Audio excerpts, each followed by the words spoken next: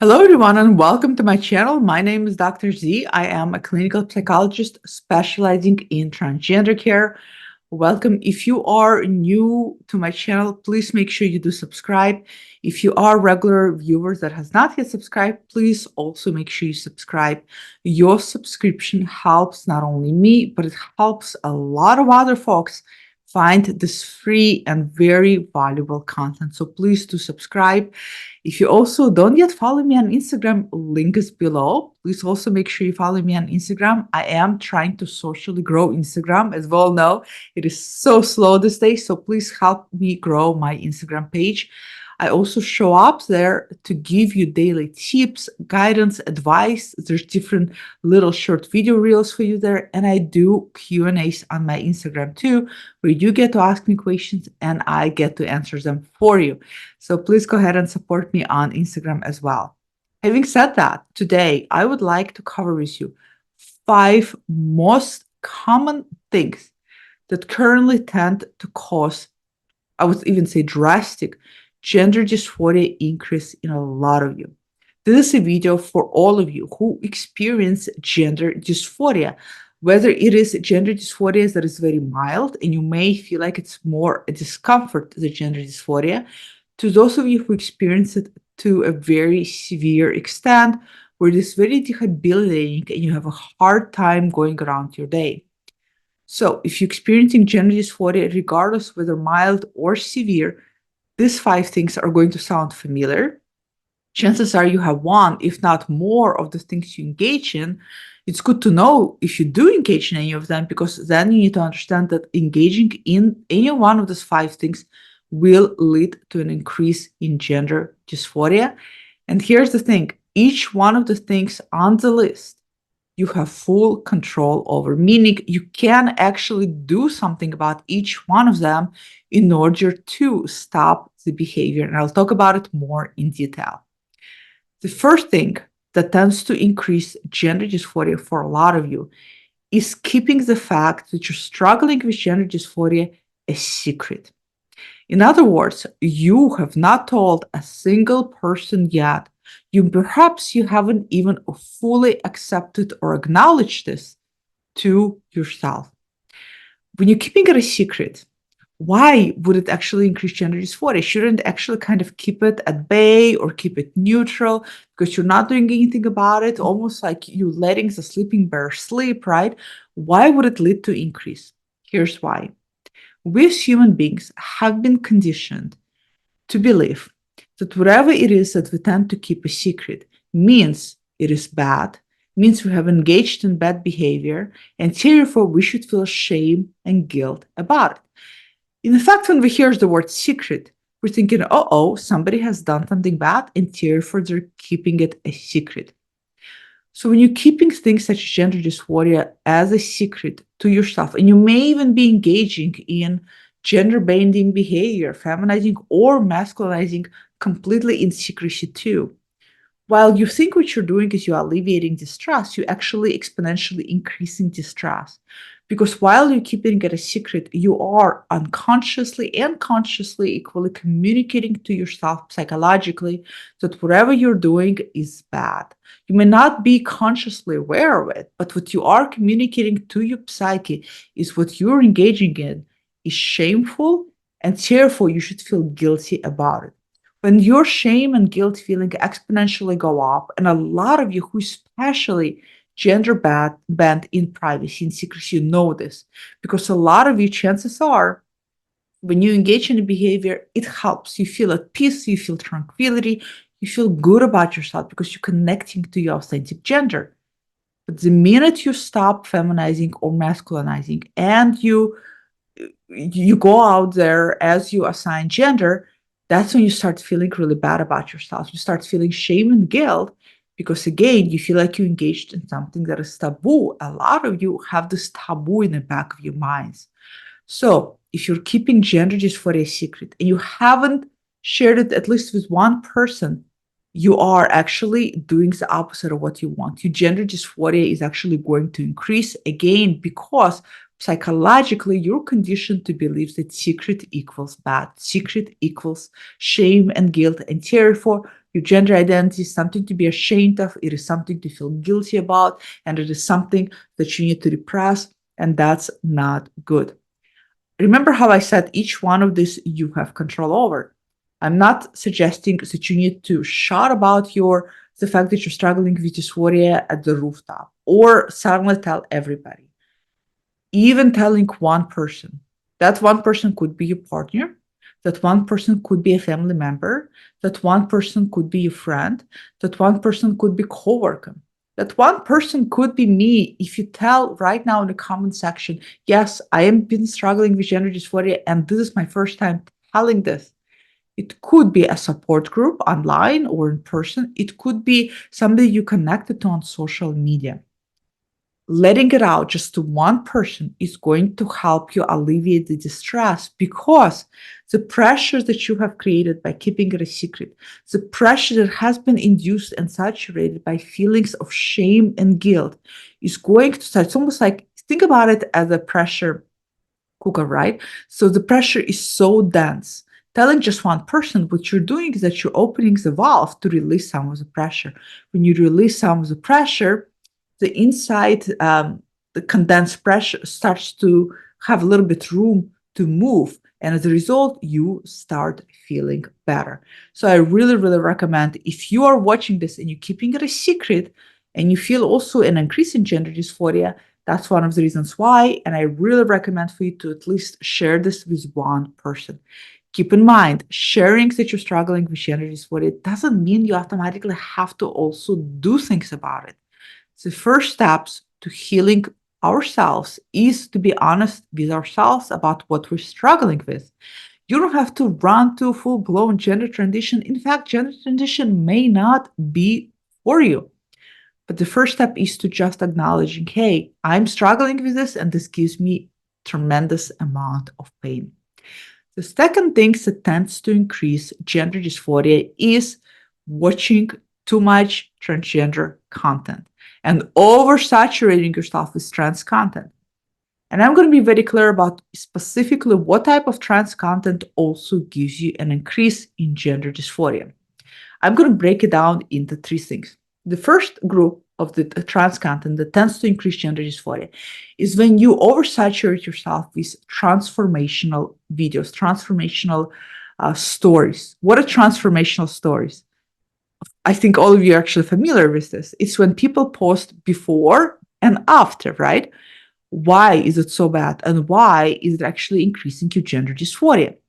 Because majority of people who post before and after post exactly that, before and after.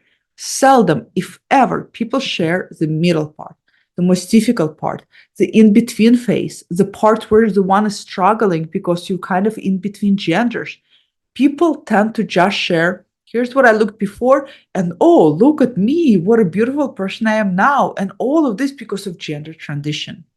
You would think that watching before and after transformational story should be inspiring, right? Should give you hope. And in a way it does. And I think that's why a lot of you get into this addictive mode of keep watching it and keep watching it.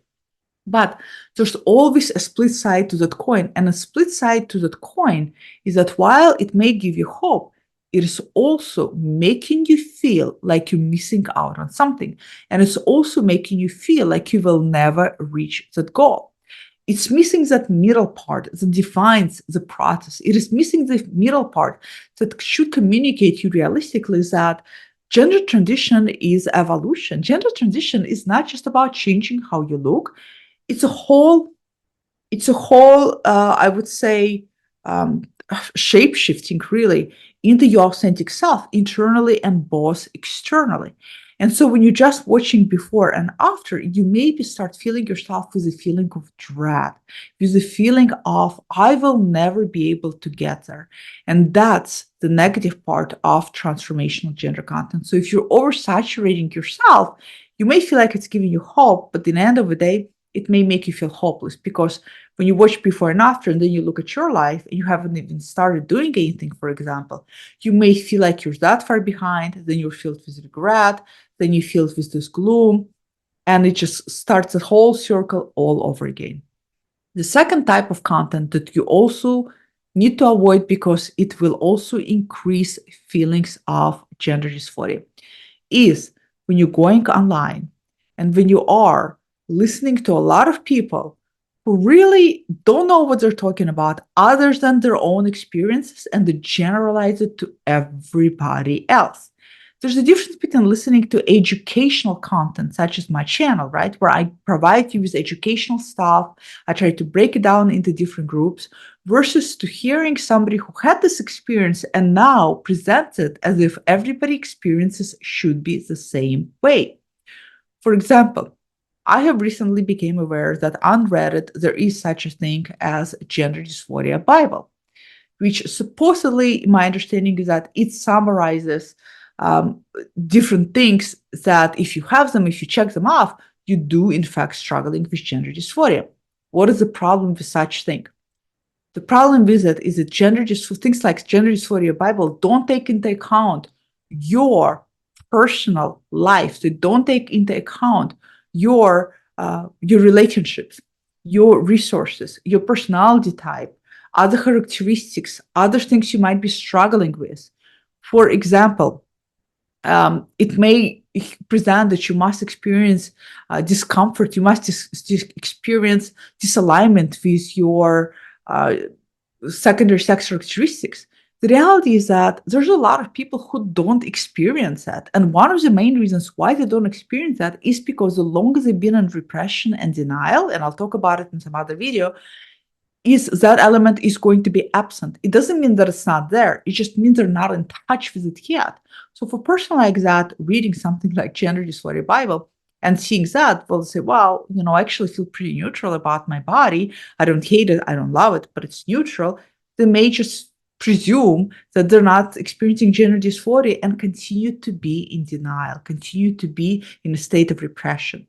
So be mindful, not all content out there is good. So when you oversaturate yourself with the content out there that is generalizing to everybody else, and that instead of breaking it down in educational format, is casting this wide net on everybody else, that is not going to be helpful. You have to think how it is going to be applicable to you. You have to think how it's going to resonate to you. The third content that I recommend to stay away from that also breeds and increases gender dysphoria is stories of people who regret it, who have detransitioned, who also uh, tend to blame everybody and anybody under the sun for what has happened to them. Now, I'm not saying that people are solely responsible. There's obviously a lot of providers involved, and I think the responsibility falls on a lot of individuals. But what I'm trying to say is this: people detransition and people regret for numerous personal reasons. People detransition, for example, because it is too hard. They don't have the support to go through this, not because they feel like they're making their mistakes. And yeah, there are people who are changing their course of direction in regards to their gender because they're realizing that perhaps they were, not properly evaluated or things during evaluations were omitted. Yes, all of those things do happen. But their stories is not your story. And when you watch content such as that, you then are constantly filled with this fear. It's almost like fear mongering that the same thing is going to happen to you. That content should be there as a cautionary tale. It should be there for you to do your homework. It should be there for you to be a responsible adult, to be able to screen providers you work with, to be able to seek secondary opinions, to be able to listen to yourself versus take whatever anybody's telling you as dogmatic truth. It should not be there as a signpost to tell you, stop, you're about to make a mistake. So this is a three type of transgender content that if you're saturating yourself with, chances are is going to increase and breed gender dysphoria. And you do have a choice about it. You can stop, you can reduce, you can minimize how much of that you're engaged with. The third thing that tends to also increase gender dysphoria is this: avoidance. Specifically, sitting around and entertaining a notion, entertaining a fantasy, I would say, entertaining a thought that gender dysphoria for you one day is just going to go away. It is sitting around thinking that it's just a phase, thinking that it is something that is just going to pass by, and that one day you're going to wake up and it's not going to be there. With all due respect, where do you think it's going to go? Do you really think that those of you who are struggling with gender dysphoria stemming from gender identity root issue are going to one day wake up and what? And I say this with so much respect for all of you.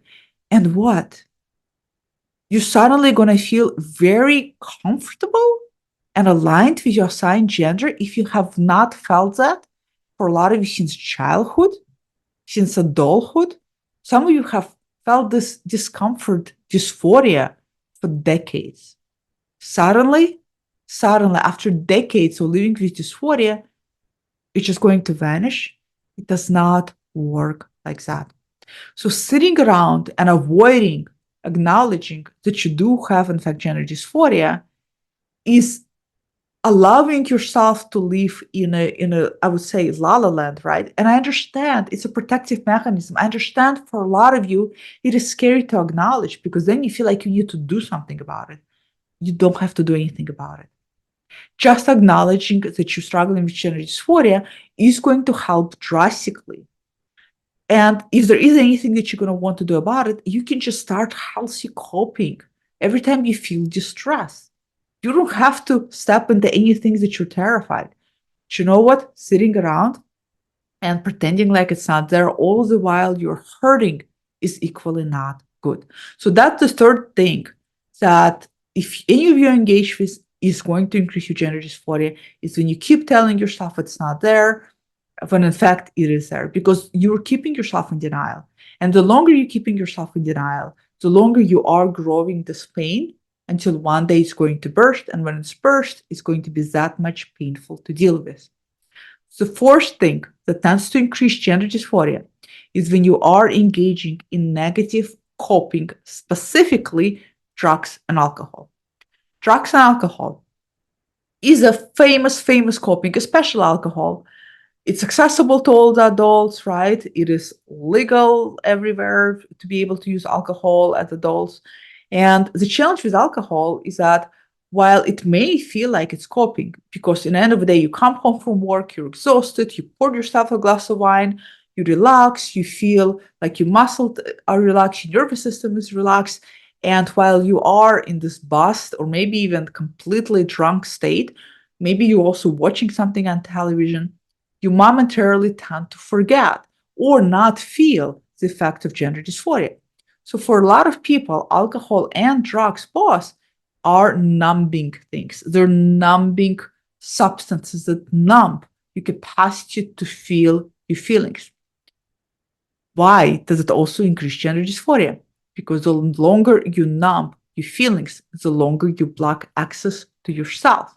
The next day when you wake up, you may have felt like you were coping, but the next day you wake up and now you're also dealing not with gender dysphoria because it's going to be present because now you're not intoxicated, but also you're dealing with the side effects of hangover from alcohol and drugs. All of these are going to affect your health. Your health is then going to affect your energy levels. It's going to affect your mindset. It's going to affect everything about you. And now you're going through your life feeling like shit about yourself. Alcohol and drugs is not helpful. It is going to undoubtedly increase feelings of gender dysphoria. You may not feel it right now, but when you decide to do something about gender dysphoria and you decide to step into sobriety or step into curbing alcohol and drug use, you're going to get access to all of those feelings you've been numbing. And then it is very, very painful because a lot of things start coming up to the surface. So number 4 is using drugs and alcohol to numb your feelings. And the final one, and this is a really big one in today's, I'm filming this 2024, September 2024. We're in the midst of election in the United States. This is a big one. It is when you are overexposing yourself to transphobic politics. I know it is, I'm taking a big side because I know it is almost impossible not to have some level of exposure, because anytime you turn on TV, you also, without even turning on TV or going on social media, you also obviously self-aware who is running for president. You also becoming more self-aware one way or another, what are the potential people policies are on gender affirming care. And transphobic politics are incredibly stressful. The problem out of all of these five, next to the keeping it a secret and pretending like dysphoria is going to go away, this one is right up there that tends to exponentially increase gender dysphoria. Why? Because the core denominator of any transphobia is dehumanization. When you feel dehumanized as a person, whether you're aware of it or not, when you're watching news and you're being constantly bombarded with messages that not only you don't belong, but that you're being hunted, that your rights are about to be stripped away, that you're about to be pretty much eradicated from humanity for being who you are, that takes a toll on you. And if you're experiencing gender dysphoria, it's going to go exponentially higher up. Why? Because you're losing hope, you're losing possibility, you're losing that shred of believing that there is a space for you in the world. Not only that, you're losing a shred of hope that you will get access to the care you need. You're losing that shred of hope that you will have access to gender affirming care, which is going to help you alleviate this painful distress. It is incredibly, incredibly painful. It is incredibly difficult to be aware of those things, to even contemplate those things. No human being should ever contemplate those things.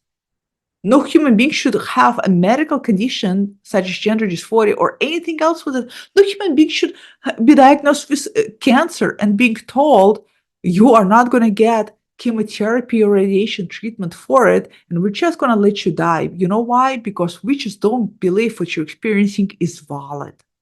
Nobody should experience that. So if you are overexposing yourself to politics, and you know what, politics can be very addicting. And the reason why it's very addicting is because it tends to rally us up. Anything that tends to make us a little bit angry, frustrated, bring our blood level from 0 to 100, that feeling of irritation is actually adrenaline rush. And the result of feeling that adrenaline rush is pretty addicting. That's why people who are angry continue to be angry, because they don't even realize, to some extent, it's also a feel-good type of experience, while at the same time it is not. So that's why politics can be so addicting, because they rally you up. For a lot of people who tend to be more on a depressive scale, right? Who tend to feel very little things. Politics can be especially very addicting because suddenly it is something that yanks you out of passivity. It is something that tends to yank you from the state of not feeling anything to suddenly feeling too much. And it's such opposition to a depressive state that it feels good. I really encourage all of you, whether it causes you increase in dysphoria or not, although I doubt if it does not, still stay away from overexposing. Yes, you need to be exposed to what's going on in the world. Choose selectively. Read Associated Press, for example. Read news channels that are more objective, that have a clearer way of writing and communicating their news. Don't oversaturate yourself with things. Don't oversaturate yourself with platforms and social things where people just post things to elicit even more reaction, right? Where maybe somebody's constantly talking about how J.K. Rowling is so transphobic and horrible. Yes, we all know that's happening. But here the thing is also acknowledge that she doesn't know shit about trans care. She doesn't have how should I say it? She doesn't have credentials. She doesn't have experience to speak on these issues. It's not her field. Sadly, she had a platform. Yes, she has a right to her opinion. All of us do. But when you have a person with a big platform and you have an opinion, it doesn't automatically equate that you now have a right to share your opinion on such big scale as if it is a fact, or as if it is a valid opinion, because not all opinions valid. So be selective, be careful to what you expose yourself to, because those things latch onto you and those things affect you deeply. And then you end up struggling and suffering because your dysphoria went up. You can control this, you can minimize this. You don't need to be exposed to garbage, you don't need to be exposed to things that stink. You can set your boundaries. So those are the 5 things that tend to increase gender dysphoria: keeping things a secret, oversaturating yourself with transgender content, avoidance, and hoping that gender dysphoria one day will just miraculously go away, negative coping with self, drugs, and alcohol, and being overexposed to transphobic politics. You can control all of these 5. You can do something about all of these 5, but don't kid yourself about it. Each one of these contributes to an increase in gender dysphoria. And when you start to suffer increase in gender dysphoria, it is challenging, it is difficult. It may prevent you from taking care of your basic needs. It may prevent you from going to work. It may prevent you from being able to, if you're a caretaker, for example, take care of your loved ones. So be mindful with what you're doing. Comment below, let me know which one of these 5 you're most engaged with. A lot of times people say, well, it's 2 and 5, or it's 1, 2, 3, or it's all 5. Chances are these are so pervasive and so tend to dominate among trans and non-binary adults that you bound to experience at least one of them. So comment below, share which one you tend to engage with the most, and what do you plan to do about it? Be proactive. Share also, how do you allow yourself to set boundaries? Comment below, and I will see you all next time. Goodbye.